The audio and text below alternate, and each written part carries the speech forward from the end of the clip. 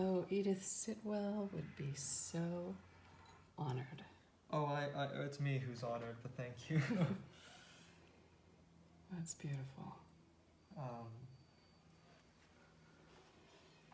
And then up here is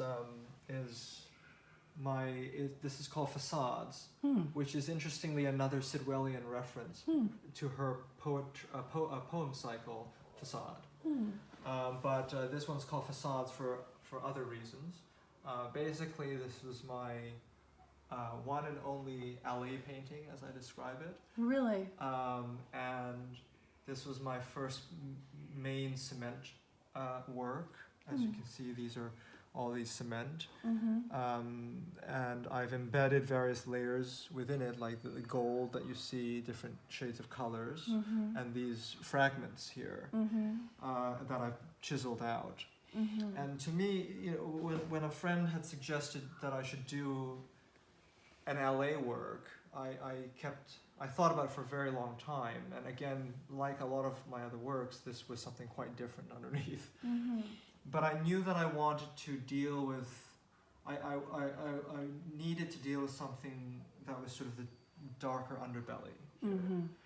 And years ago I had come across the story of what happened here in the 30s with a lot of with fascism in Germany, but also these very dark images here in LA where you had swastika flags in downtown.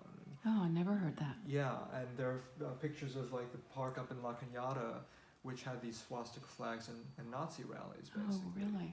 And there was basically a Jewish spy ring here that worked to obviously infiltrate and stop these plans. Right. And that, that related to a theme that I'm very interested in, which is propaganda. Right.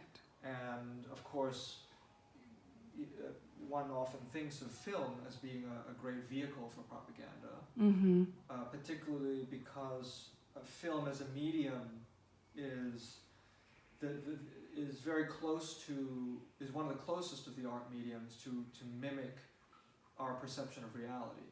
Right. Particularly in the sense of image and sound, and synchronous image and sound, more or less.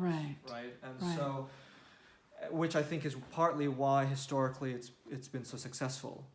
Right. At being vehicles of propaganda. And so when you think of film and you think of that, obviously LA is a film town. You also, of course, think of Leni Riefenstahl's Nazi propaganda film, Triumph of the Will, which is what these fragments are. They are actually from that film? They are from that film. Oh, it's fantastic. So I found still images that are obviously rather disturbing to look at from the film, which I then obviously cut up and embedded into the concrete and dug it back out. Again, fantastic. Going back to this idea that history is not, history is still looking at us, it's still staring at us, and we're not. It's in us. It's in us, and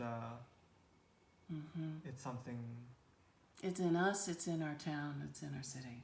Right. Yeah. It's in the collective consciousness, the historic collective consciousness that we were born into.